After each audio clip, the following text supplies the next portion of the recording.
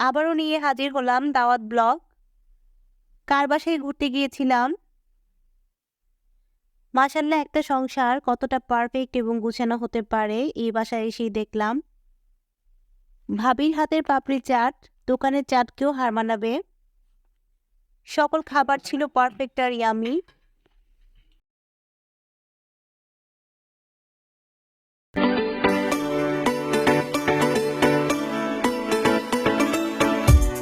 Hello viewers, আসসালামু আলাইকুম। Welcome to my another new blog. আশা করছি আল্লাহর অশেষ রহমতে আপনারা সবাই সুস্থ আছেন এবং ভালো আছেন। আজকে চলে এলাম নতুন আরেকটি ব্লগ নিয়ে। আজকে একটা দাওয়াতের ব্লগ করব। অনেক দিন ধরে দাওয়াতের ব্লগ করা হয় না। ভাবিদের বাসায় গিয়েছিলাম বেশ কিছুদিন আগে, তো সেই ভিডিওগুলো শ্যুট করে রেখেছিলাম। তাই আজকে ভাবলাম ব্লগটা তৈরি করে ফেলি। আলমারি খুঁজতে খুঁজতে আজকে একটা বেবি পিঙ্ক কালারের ড্রেস পেয়ে গেছি। এই ড্রেসটা আরও 7-8 মাস আগে একবার পরা হয়েছিল, এর মাঝখানে পরা হয়নি। অনেক কাপড়ের ভাঁজে কাপড়গুলো আসলে নিচে পড়ে যায় অনেক সময়, সেই কাপড়গুলো আর মনে থাকে না। আবার হঠাৎ করে পেলে মনে হয় যে সেই জামাটা অনেক দিন ধরে পরা হচ্ছে না। তাই আজকে দাওয়াতে যাওয়ার সময় এই ড্রেসটাই পরে নিব। আজকে যাচ্ছি আমার হাজবেন্ডের একজন কলিগের বাসায়। আমার মেয়ে এখানে রেডি হয়ে গেছে এবং দাঁড়িয়ে থেকে স্মাইল দিচ্ছে। মাগরিবের আজানের কিছুক্ষণ পরেই আমরা বের হয়ে পড়েছি।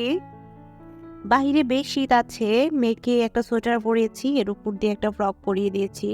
অনেক দিন ধরে সে খুব বোরিং হচ্ছে সোয়েটার পরতে পরতে। সে বলতেছিল যে মা, আমাকে কেন ফ্রক পরাও না, সবসময় তো শুধু সোয়েটার আর প্যান্ট শার্ট পরাচ্ছ।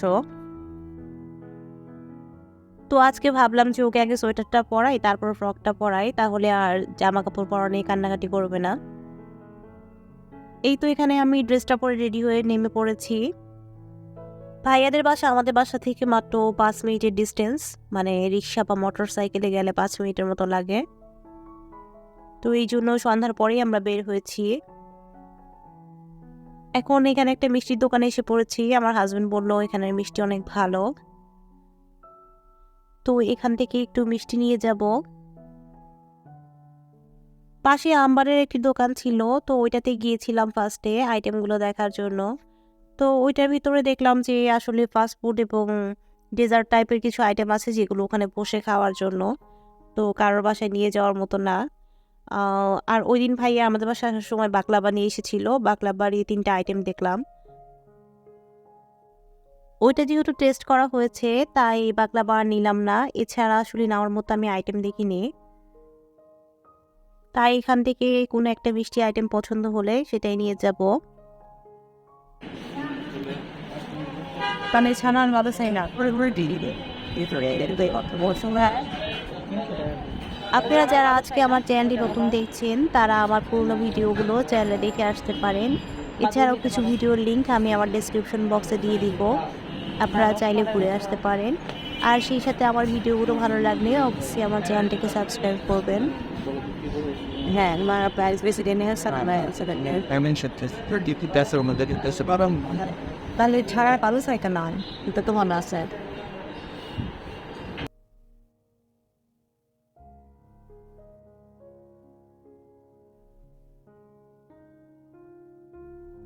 এই তো আমাদের মিষ্টি নেওয়া শেষ হয়ে গেছে, এখন চলে যাব ভাইয়া আপুদের বাসায়।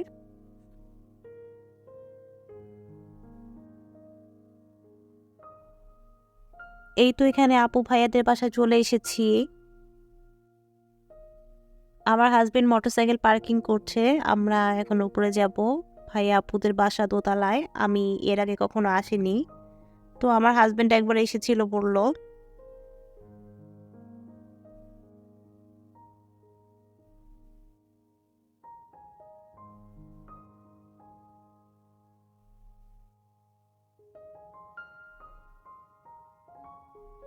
ভাইয়াদের ফ্লোরে একটা পার্লার দেখতে পাচ্ছি, আমি কখনো এটাতে আসিনি।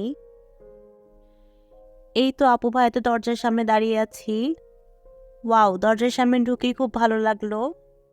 আপু ভাইয়ার নামের একটা নেম প্লেট, এগুলো আসলে অনলাইনে এখন খুব পপুলার, দেখতেও খুব সুন্দর লাগে।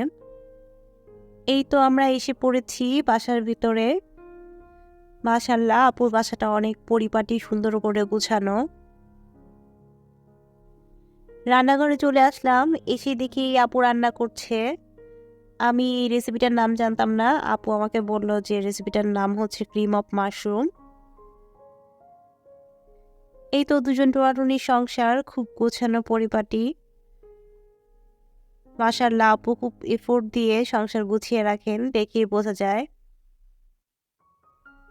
এবং সেই সাথে আপু খুব ভালো এবং পারফেক্ট একজন রাঁধুনি। আজকে আপুর খাবারগুলো না খেলে বুঝতেই পারতাম না।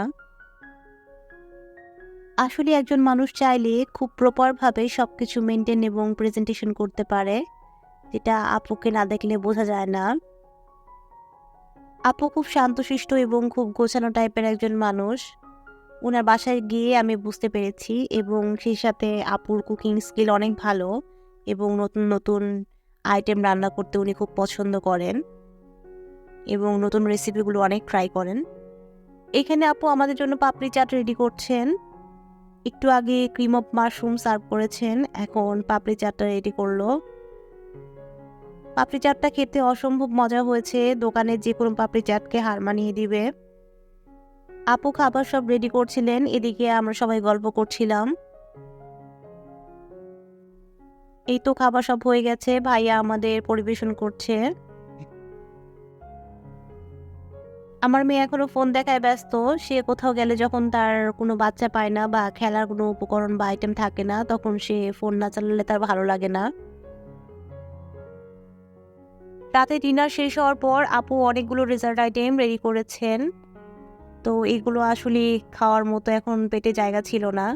তারপর আমরা চেষ্টা করলাম অল্প অল্প করে খেতে, যেহেতু আপু অনেক কষ্ট করে আইটেমগুলো তৈরি করেছেন আমাদের জন্য। সবগুলো ডেজার্ট আইটেম অসম্ভব মজা ছিল। আপু রান্না খেয়ে একদম আপুর ফ্যান হয়ে গিয়েছি। এখন প্রায় রাত 10:30টার মতো বাজে, আমরা এখন বাসায় চলে যাব।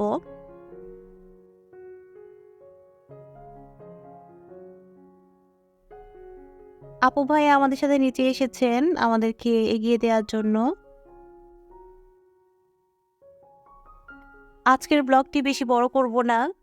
আজকের ব্লগটি আপনাদের কাছে কেমন লাগলো আমাকে কমেন্টের মাধ্যমে জানাবেন, আর সেই সাথে আমার চ্যানেলটিকে সাবস্ক্রাইব করতে ভুলবেন না। সবার সুস্থতা কামনা করছি, সামনে নিয়ে আসবো নতুন কোনো ব্লগ। আশা করছি এ পর্যন্ত সবাই ভালো থাকবেন। আল্লাহ হাফিজ, আসসালামু আলাইকুম।